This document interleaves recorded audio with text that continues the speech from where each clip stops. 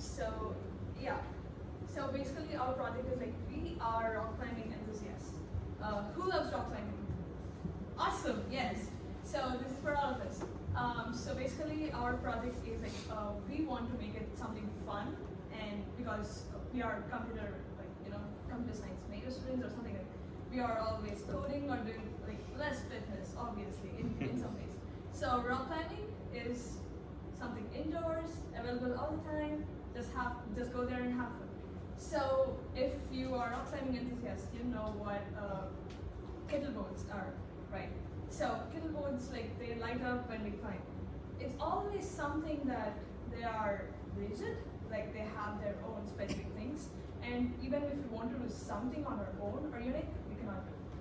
My way of doing exercises or anything is based on, like, I put on music. Like if it's a 2-minute 30-second song, for example, I want to finish my exercise throughout that song, like 2 minutes and 30 seconds.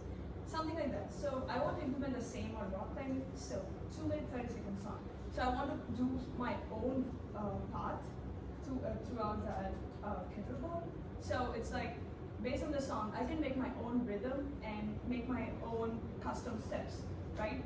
So it's not possible with the available things, but with this project, what we want to do is like make our own steps or whatever tracks that we want to do.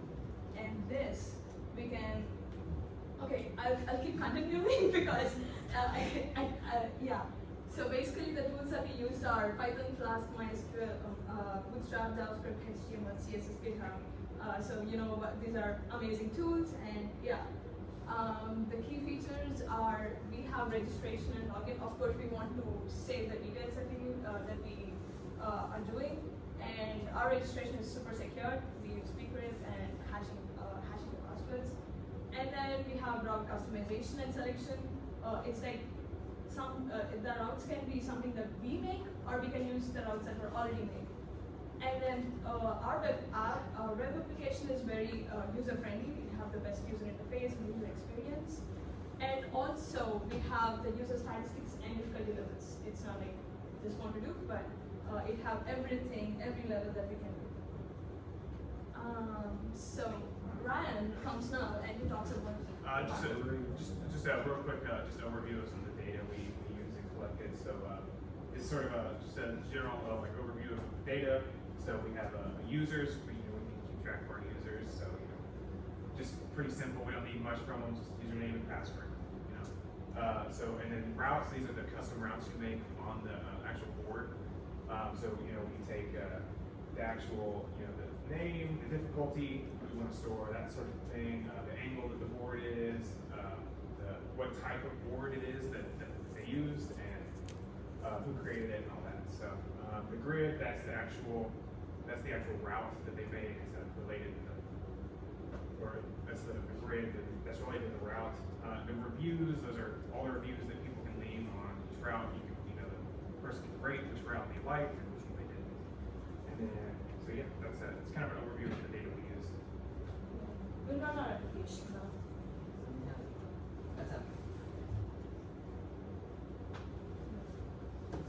the one.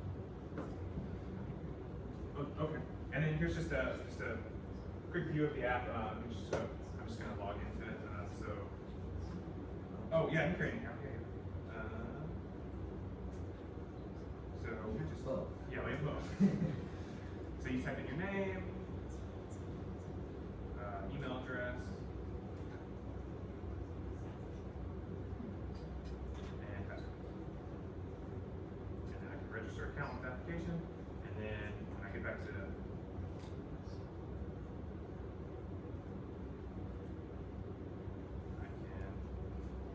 Oh, no, you didn't have this password. there it is. No. Okay. It worked on my computer. I think your password is localhost. There you go. I have another account I set up, and then so here you can see this will be a view of your. Yeah, this is sort of not a great. We have more updated UI, but this is where you'd see like your saved routes that you like.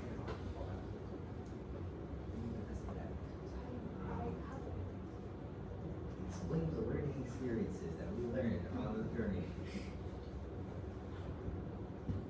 Okay, for context. Yeah.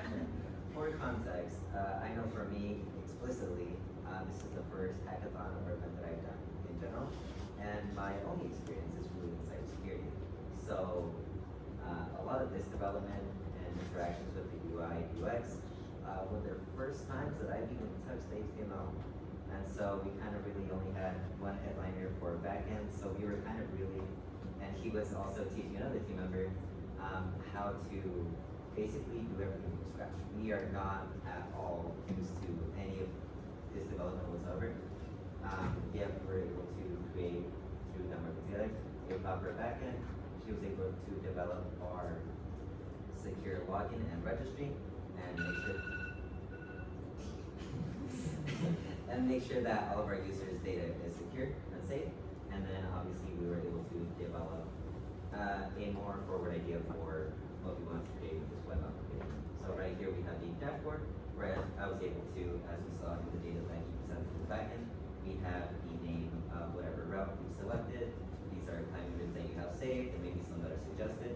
We scroll down just a little bit. So you see in the first ones, these are the primary ones that the user uses. You're going to see that the levels are between beginner and intermediate because those are the ones that the climber is used to. So those are the ones that he has saved because those are the ones that he uses more often, he's more used to them.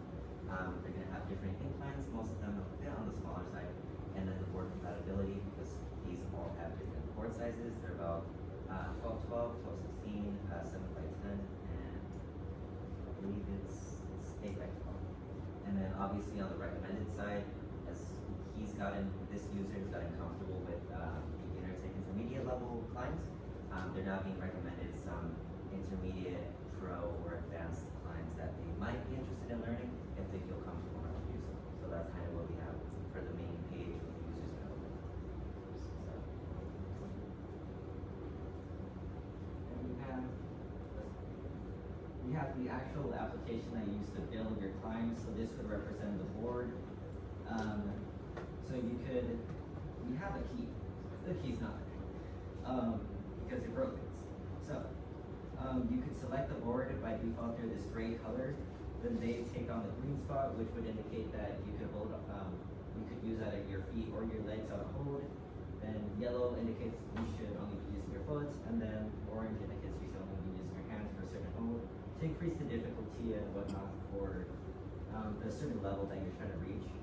Now, because this is the default size it approaches, but because we have different machine types and different board sizes, it's dynamically changes so that you could customize to whatever board you're trying to display it onto. You can name your route, you could give it your difficulty. If it's angled, you could tell it how much it's angled, and then of course, you could save your route. Now, I worked and quickly gave up on a very fun idea, and it's now on your computer.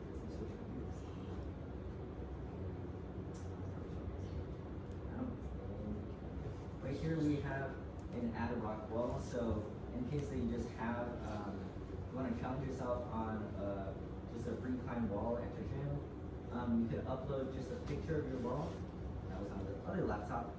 And then we would use machine learning and some data we have for you, like your height, and use computer vision to find the holes you would use. And then it would also give you that same keys of like yellow, orange, or green for the holes that you would find. And that is it. We have a community page where people would post things. Yep. I think that's it. Questions? We also have excuse right now. So basically, like we want to develop our app in this way. We all are virtual reality developers in our school. We actually wanted to do something augmented reality. Like for example, when we put on a head-mounted display, we can be like my hand reaches under here. So if I want to challenge myself, I have to do it upward, right? So this is something that we want to do further because going there, like you can do it from your home. Like you can create your own routes from where you are, and these are all some of the things that we want to do later on. And yeah, thank you very much. And Yes. Questions? Do you have a movement there, Marshall? Not currently. Not currently. But It is dynamic, so it will change depending on the websites. But no.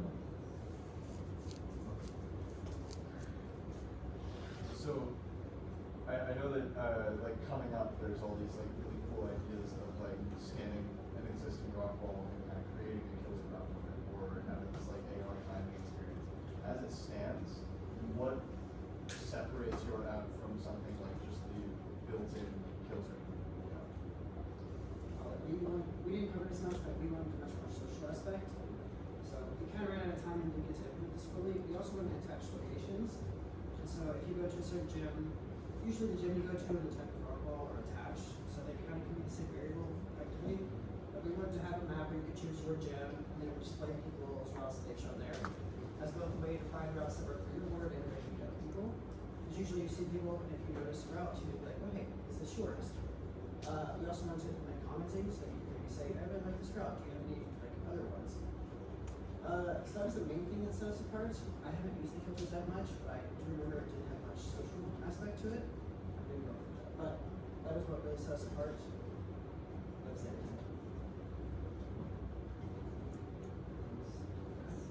Do y'all foresee the possibility of making this app like, or making this website an app? How would you plan to deal with the making a route function? Because I imagine if you have a touchscreen that's this big and 40 different dots wide, something like that, how would you deal with that? Like scroll or? Well, ideally back to the machine learning aspect that we quickly realized was too hard to actually implement in the time we had. Ideally, it'd be easier to, depending on the app or the wall that you're trying to climb, to just generate one for you, depending on the difficulty you want to. So, ideally, that would be the time. But given our constraints and our capabilities, this is what we're able to produce. So no manual selection, the AI selecting it for you? Manual selection we could do zooming in, or we could have like much smaller simplistic versions. Like I mean, what you saw already was just a bunch of circles, it wasn't super complex. But we could have even smaller symbols version. And mobile apps, it's really easy to zoom in like a browser. So we could have that. That's what I think about the top of my head. After the play testing. Here comes augmented reality. What's your user information use? Just a myself like this. And you mentioned that you were doing like hashing on the passwords. Anything else? What's that? What's that? Okay, so we were gonna allow the users to set their own custom difficulty. Anyone who's rock climbing knows difficulty is very subjective. Usually you have to get accustomed to it because the name is on there to know if it's really the difficulty. The community board, we were gonna have a public rating, and that would start off at 0, and then if somebody does it, they can go on a review, that's what the table's for, and then it'll be like a cumulative review of people.